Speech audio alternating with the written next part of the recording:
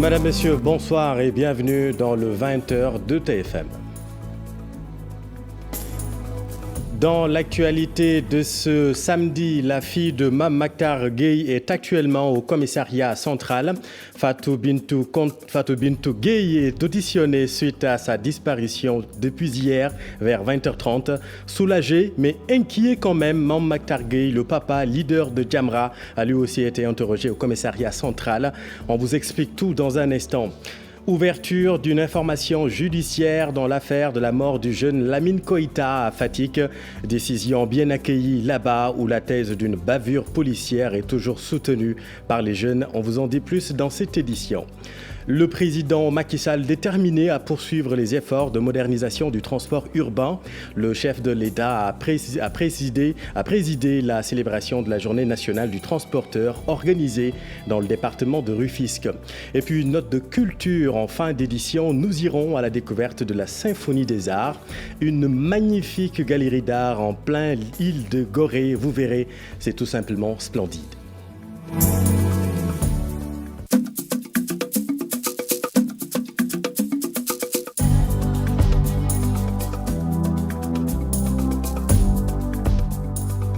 Fatou Bintou Gueye est retrouvée, mais l'affaire est loin de son épilogue, annoncé disparu, vous le savez, par son père Mame Mactar Gueye hier, vers 20h30. La fille de Mame Mactar Gueye a été retrouvée par une famille. Actuellement, elle est en train d'être auditionnée par les enquêteurs. Le papa Mame Mactar Gueye a lui aussi été interrogé suite à sa lettre d'alerte adressée hier au commissaire central de la police nationale. Nous y reviendrons. Le procureur de Fatick décide d'ouvrir une information judiciaire dans l'affaire de la mort du jeune Lamine Koïta à Fatick. Vu les forts soupçons de bavure policière, ce que conteste la police nationale. Direction Fatick, Aminata Goudiaby, bonsoir. Bonsoir, Chérif. L'affaire est loin d'être close, manifestement. Vous l'avez dit, le procureur de Fatick a annoncé tout à l'heure une information judiciaire pour selon lui, faire manifester la vérité sur cette affaire Amadou Lamine Koïta, âgé de 26 ans. Tout a commencé, Chérif, le lundi 10 février 2020. Le procureur de Fatick, Abdoulaziz Danfara, a été informé d'un incident qui impliquerait des policiers. Incident selon lequel 5 éléments de la brigade de recherche du commissariat central de Fatick auraient interpellé suite à une course-poursuite de jeunes dont Amadou Lamine Koïta, qui le suspectait de détention et d'usage de chanvre indien.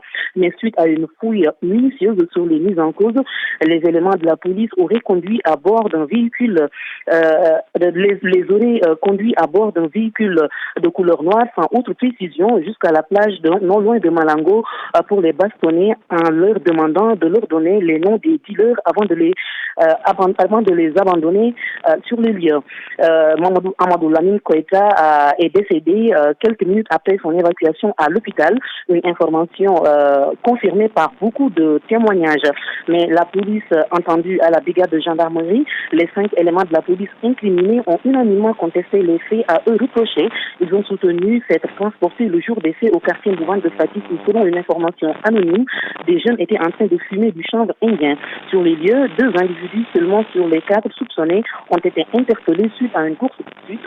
Aucune drogue n'étant en leur possession, ils les ont libérés sur ordre du commissaire joint au téléphone avant de regagner aussitôt leur service. C'est ce qu'ont dit les policiers. Mais toujours dans le cadre de l'enquête, les résultats de l'autopsie, on l'a dit il y a quelques jours, de l'autopsie requise sur le corps de la victime, les résultats révèlent une mort naturelle à la suite d'une cardiopathie valvulaire et ischémique décompensée et une absence de signes traumatiques et de traces de violence. Mais de toutes les façons, l'information judiciaire annoncée par le procureur Chérif nous en dira plus sur cette affaire. Merci beaucoup Aminata Goudiaby en direct de Fatick. Et puis saisie de faux médicaments d'une valeur de plus de 330 millions de francs CFA par la brigade mobile des douanes de Kédougou hier vendredi. Saisie lors d'un contrôle routier effectué sur un camion frigorifique provenant de la République de Guinée. Un homme a été arrêté et déféré au parquet dans cette affaire. Avec cette saisie, en une semaine, la douane a mis hors circuit une valeur de faux médicaments estimée à plus de 440 millions de francs CFA. Parlons maintenant de la sécurité routière. Le chef de l'État, Macky Sall, a procédé ce matin à Sébikotane à la pose de la première pierre de la maison des transporteurs. Une occasion saisie pour annoncer une batterie de mesures allant dans le sens de renforcer la sécurité routière. Pour Macky Sall, il est temps d'en finir avec certains comportements sur la route. Voici le chef de l'État. On va poursuivre ces efforts afin de toujours relever ensemble les défis qui nous interpellent dans le sous-secteur des transports urbains. Ces défis aussi ont pour nom l'insécurité routière. Et je sais pouvoir compter sur vous pour qu'ensemble nous puissions venir à bout de ce fléau par la promotion de comportements responsables sur nos routes. Je vous exhorte à ce titre à vous engager dans le respect de l'application des conventions collectives afin d'accélérer la dynamique en cours de professionnalisation qui sera davantage accrue avec l'avènement des transports de masse dans la région de Dakar, notamment avec le TER et avec le BRT. Ces deux moyens de transport seront en effet des leviers importants de la professionnalisation du sous-secteur et le rôle des opérateurs locaux comme Dakar Dem Dikk et AFTU devra être consolidé par le CETUD dans la perspective qui est déjà indiquée. Pour recueilli par notre équipe à Rufisque. Et durant cette rencontre, le président de la République a lancé quelques piques à ces gens qu'il qualifie d'ergoteurs, sans nommer quiconque. Toutes ces personnes qui pinaillent sur la moindre déclaration du président de la République. Macky Sall a un message pour vous.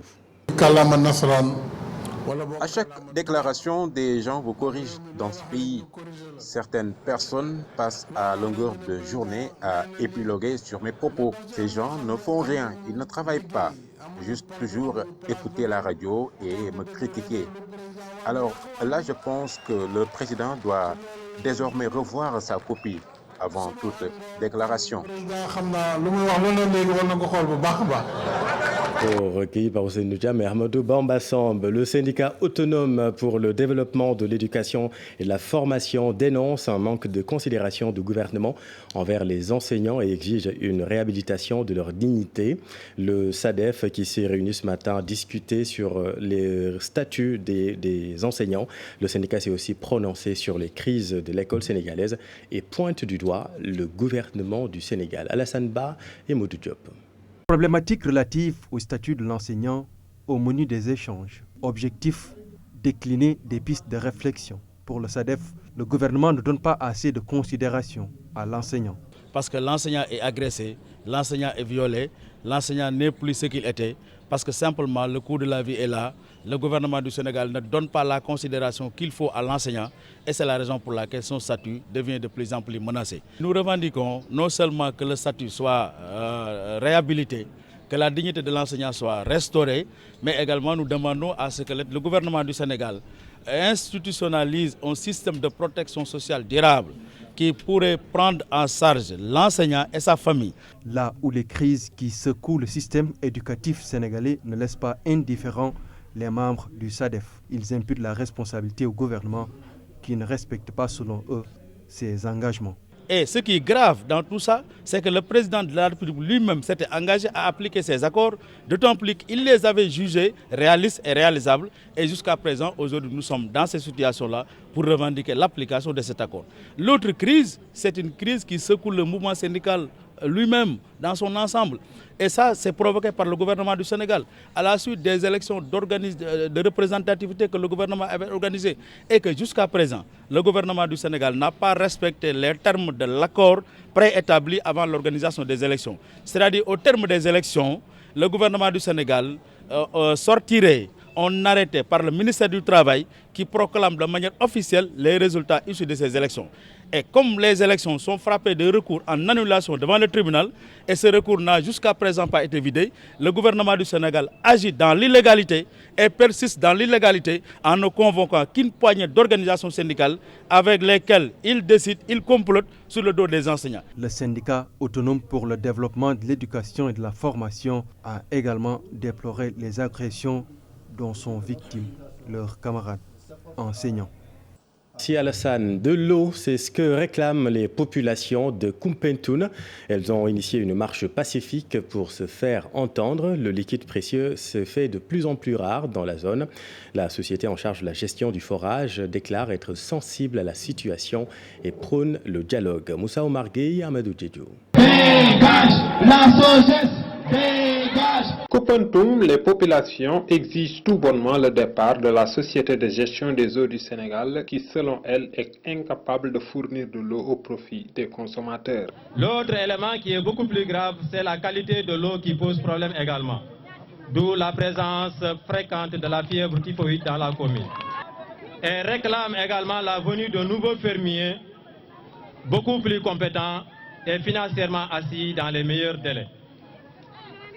Au bout de 3 semaines, si la situation perdure, nous, population de Koumpentoum, allons assiéger le forage et reprendre le contrôle de gestion de l'eau dans la commune de Koumpentoum. Le préfet de Koumpentoum, Hamadi Mbeng, rassure. Des mesures salvatrices sont en cours pour étancher la soif des populations de Koumpentoum. Vous avez fait dans le calme, la sérénité, mais aussi en toute responsabilité. Vous venez de lire un mémorandum que tout à l'heure on va donner aux autorités compétentes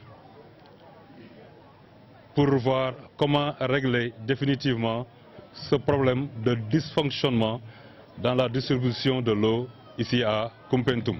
Pour rappel, les représentants de la SOGES, société en charge de la gestion de l'eau à Koumpentoum, ont ouvert une concertation pour apporter une solution face à la problématique de l'eau qui n'a fait que trop durer à Koumpentoum.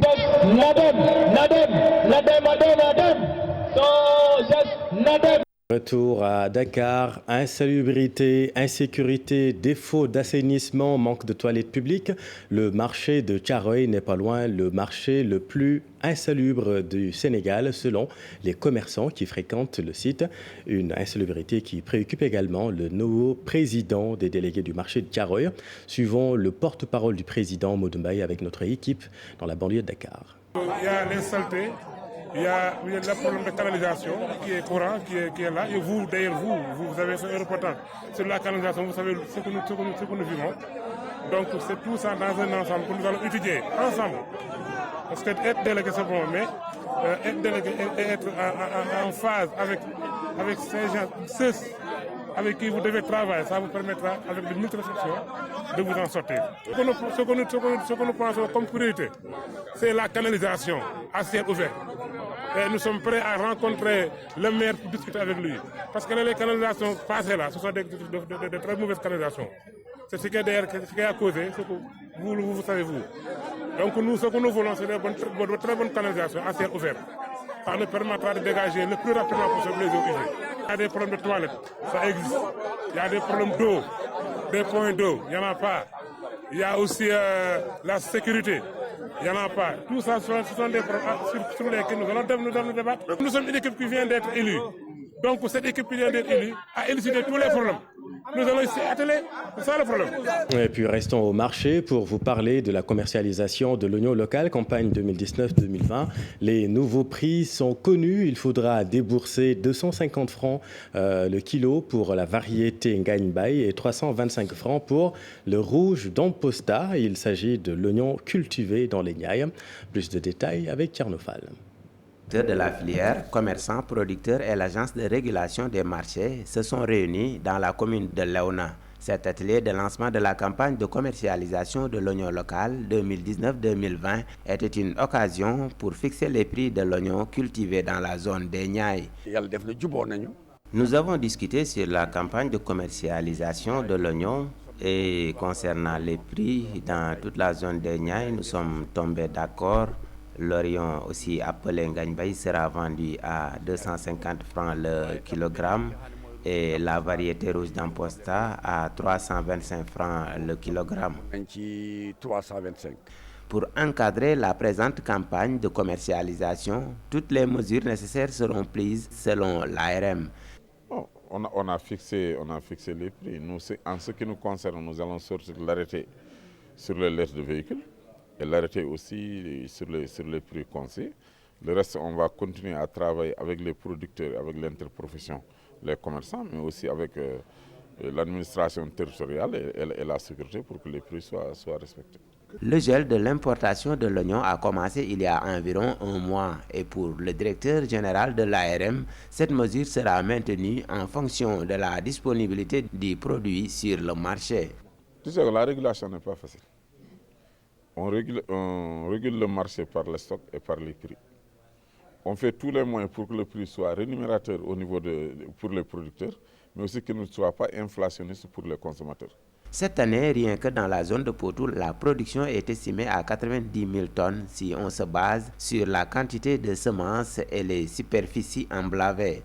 Merci Tierno. Parlons maintenant de votre santé. Faire baisser la fréquence de la pratique de la dépigmentation, voire faire interdire complètement l'importation de produits dépigmentants. Tels sont les objectifs majeurs de l'Association internationale d'information sur la dépigmentation. L'AIDA alerte une nouvelle fois sur le danger que représente cette pratique qui serait la cause de plusieurs cancers cutanés au Sénégal. L'AIDA a tenu son assemblée générale ce matin, compte rendu Maïmouna Ndiaye, Modou Diop. La dépigmentation artificielle, un phénomène social qui inquiète ces spécialistes de la santé réunis autour d'une association AIDA. Ses membres, durant leur assemblée générale, ont dégagé un plan stratégique sur 6 points. Notamment la sensibilisation de population, en particulier les enfants, les adolescents et les femmes, sur la problématique de la dépigmentation. On a ensuite décliné l'axe concernant le plaidoyer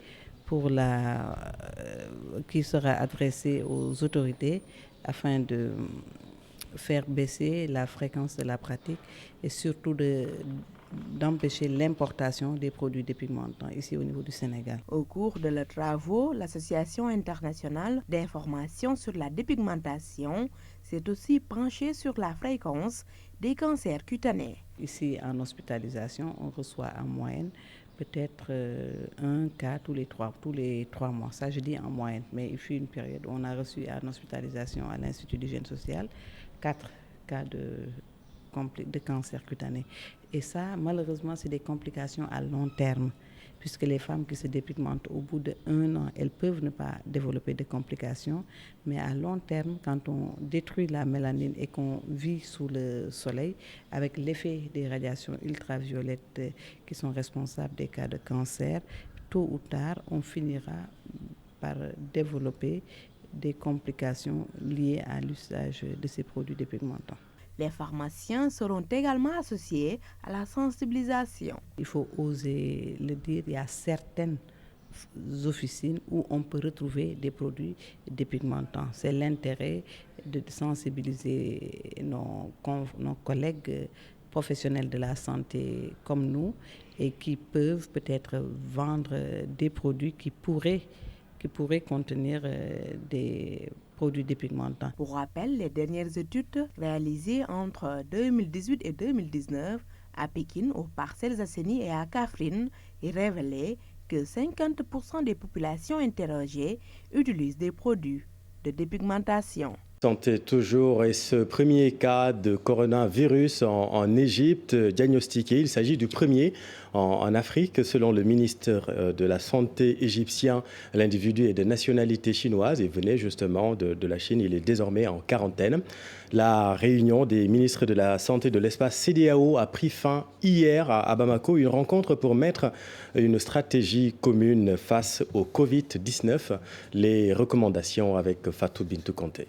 La réunion d'urgence de Bamako sur le coronavirus a pris fin ce vendredi. Les 15 ministres de la Santé des États membres de la CEDEAO qui ont pris part à cette réunion de coordination de haut niveau sont convenus d'un communiqué final établi sur 8 points.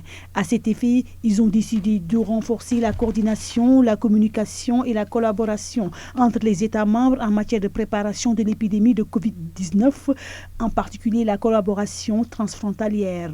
Ils ont aussi décidé de renforcer les mesures de surveillance aux points d'entrée, voies aériennes, terrestres et maritimes. Ils ont aussi convenu de renforcer aussi la communication afin que le public reçoive des informations précises, appropriées, opportunes au sujet de l'épidémie. Renforcer d'urgence les capacités nationales essentielles pour le diagnostic et la prise en charge des cas. Élaborer un plan stratégique de préparation régionale, assorti de prévisions de dépenses basées sur les priorités des États membres. La promotion des efforts nationaux multisectoriels à partir de l'approche une seule santé pour mettre à profit l'impact. Ils vont aussi mettre en œuvre des mesures plus concrètes pour assurer la disponibilité des fournitures médicales essentielles, y compris le matériel de laboratoire et les équipements de protection individuelle dans la région. Ils vont aussi travailler en étroite collaboration avec les autorités compétentes des gouvernements nationaux et du gouvernement chinois pour surveiller l'état de santé et assurer le bien-être de nos citoyens résidant en Chine. Merci Fat Bintou, et retenez qu'un touriste chinois de 80 ans est infecté par le virus et décédé en France. Il s'agit du premier mort hors Asie, des morts toujours en nombre croissant hélas en Chine. Le dernier bilan fait état de plus de 1700 décédés. Le programme d'urgence de développement communautaire est une vraie aubaine pour les populations, pour plusieurs localités du département de Thiès-Tivaouane. Les réalisations importantes sont notées dans le domaine de l'eau et des infrastructures routières. Le ministre Mansour Faye était en tournée dans la zone. Le voici interrogé par notre équipe à Thiès. De la piste de 7 km financée par la Banque islamique de développement qui va desservir donc, plusieurs localités au niveau de la commune de Noto. L'importance de cette piste, c'est-à-dire c'est une piste aussi de production, puisque la zone de Noto est une zone horticole, une zone de maraîchage. Mais en rappel, donc, le PUDC, c'est plus de 800 km de pistes réalisées. En perspective, 700 km sont prévus. La deuxième étape, c'était le lancement effectivement donc, des travaux donc, de l'adduction d'eau de Keur Mirndao, localité quand même assez importante en termes de population, qui avait un besoin d'eau et qui, lors d'un passage de M. le Président de la République, avait exprimé ce besoin. Aujourd'hui, la solution est trouvée et le PUDC, effectivement, va réaliser un système d'adduction d'eau composé d'un château d'eau. D'abord, il y a le forage qui est en train de forer et ça prendra 15 jours. Un château d'eau de 150 m3 et un réseau de distribution des eaux qui va connecter environ 4 villages au niveau donc de cette localité. C'est un ouvrage qui vient en son heure, puisque réclamé par ces populations. Nous venons présentement au niveau de Keur Daouda Cissé de mettre en service le réseau d'électrification rurale. Un réseau assez important qui vient effectivement donner de l'éclairage public aux populations de la commune de Fandène. En termes d'électrification rurale aussi, le PUDC a eu à réaliser plus de 800 villages électrifiés. En perspective, pour des financements déjà mobilisés, nous allons aussi en réaliser plus de 80 villages pour le moment. D'autres financements viendront aussi compléter. Un mot de culture à présent. Alors la découverte de la Symphonie des Arts, une galerie d'œuvres d'art en plein cœur de l'île d'Ingor. 2000 magnifiques pièces en provenance de plus de 20 pays d'Afrique, d'Asie et d'Océanie. Une collection destinée aux férus des œuvres d'art et autres visiteurs. Voyons tout cela avec Ibou Diouf et Amadouba. Sur cet axe très fréquenté, Ngor et son île. À quelques mètres de la terre ferme, un autre décor s'ajoute à ce cadre. C'est la Symphonie des Arts, une galerie en plein cœur de Ngor, reflet de la culture africaine, asiatique et de l'Océanie. On a plus de 2000 pièces venant de pays différents, de plus de 27 pays différents, réunis ici sur l'île de Ngor, donc on peut faire le voyage sans bouger. Oui, la collection est composée de peintures, de sculptures, de bronze, de meubles, de grandes toiles, de plus de 27 pays différents. Il y a le Kenya, il y a le Maroc, il y a la Syrie, il y a le Tanzanie, Burkina. Voilà. Une collection d'œuvres d'art, une gamme d'objets provenant de pays différents. Les pièces principales de la galerie, c'est-à-dire les têtes Ben Apollo, de l'artiste Ben Apollo, qui sont faites à base de polyester et d'argile. Quand tu vois ça, tu as l'air que c'est du bronze, alors que ce n'est pas du bronze.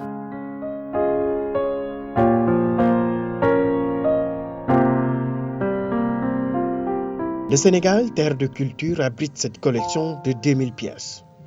Une manière d'offrir une autre vision de la culture à travers les arts.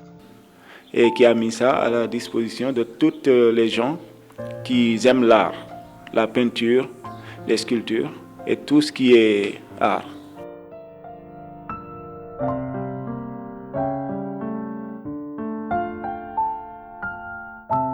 Le public ciblé, c'est les gens qui aiment l'art, les collectionneurs, les gens qui aiment l'art. La Symphonie des Arts, juste derrière la 3e place d'Ongor.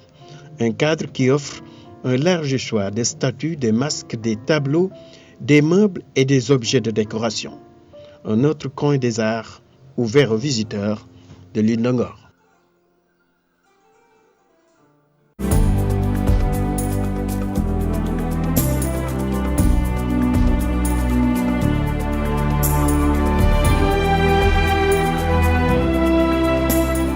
Merci beaucoup Ibou et une galerie à visiter bien évidemment. Parlons sport, 10e journée Ligue 1, une seule rencontre au stade Amadou Barry de Guédiawaye ce samedi. Et l'ASAC Niambour de Louga vient battre Jaraaf de Dakar, un but à 0. La suite de la journée ce dimanche avec 6 matchs au programme. Génération Foot Dakar Sacré-Cœur, un duel académicien.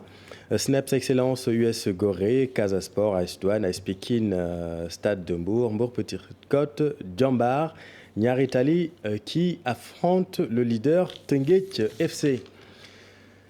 À la commune des HLM, les activités sportives interscolaires ont pris fin au stade Iba Mar Diop. L'école HLM 4CD et le CM Dr Samba Gueye sont les lauréats des compétitions qui mettent aux prises 12 établissements scolaires. Voyons tout cela avec Cher Sadibou Diarra et Amadou Ba. Le sport en milieu scolaire, la commune des HLM y tient à cœur. Toutes les écoles, du primaire au collège, de la localité se sont affrontés en athlétisme et football. L'apothéose de la compétition s'est tenue au stade Iba Mar Diop sous le thème sport et environnement. Pour avoir une bonne santé, il faut faire le sport. Donc c'est pour cela qu'on doit pousser les enfants à faire le sport. On pratique le football, mais aussi on pratique l'athlétisme. Même aussi on pratique le gymnastique. Sur les catégories minimes en athlétisme, il y a la catégorie on court les 100 mètres, les 80 mètres, et en cadet, on court les 100 mètres, 200 mètres, 400 mètres et 1000 mètres, soit en hauteur et lance poids. Des activités sportives pour élèves magnifiées par les autorités de la commune. Le sport fait partie de la santé de nos enfants. Ce qu'on a vu aujourd'hui, c'est une belle fête. Considérez que ce sont des jeunes des HLM, des écoles des HLM qui se retrouvent en présence de monsieur l'inspecteur, tout le corps enseignant. Je dis c'est un plaisir pour le maire d'assister à une finale de football entre les écoles des HLM. Le maire des HLM fait partie des maires qui œuvrent pour le développement de l'éducation dans leur commune. Et nous pouvons dire qu'à Grand Dakar quand même, les maires se mobilisent et accompagnent l'IEF dans le déroulement des activités socio-éducatives. Et c'est ça qui fait qu'aujourd'hui nous avons des résultats probants un peu partout. L'école HLM 4CD, le CM Dr Samba Gueye sont sortis vainqueurs des tournois de football sous le regard d'un public enchanté. Merci, cher Sadibou. Alors maintenant à Diama, localité située à 35 km de Saint-Louis qui accueille le rallye Budapest-Bamako, une caravane touristique forte de 641 personnes et 18 nationalités européennes. Avec l'insécurité qui sévit au Mali, les organisateurs, avec l'accord des autorités sénégalaises, ont décidé de changer l'itinéraire de la course après la période test en 2018, suivant l'organisateur Moulay Zargan, interrogé par notre équipe à Saint-Louis. L'objectif de cette organisation de rallye, c'est la promotion touristique, la destination sénégalaise. que c'est la première de nos objectifs pour notre nation Sénégal. Et aujourd'hui, on a 22 groupes par an et on a un nombre, alhamdoulilah, de 3500 vers 4000 cette année normalement, parce que cette rallye, il était au Mali. Jusqu'à aujourd'hui, il a le nom de Bamako. On l'a fait vraiment de toutes nos capacités et nos relations internationales de ce secteur qu'on est dedans. De le faire déplacer pour la destination sénégalaise. Là, on veut le faire, l'amener à Conakry et après à Sierra Leone pour qu'on puisse bénéficier 2 fois de cet événement, aller et de retour. Voilà, c'est la fin de cette édition. Merci de l'avoir suivi. Votre programme continue ce soir. Dans un instant, votre série du samedi Pod et Marichou. Excellente soirée en compagnie de nos programmes.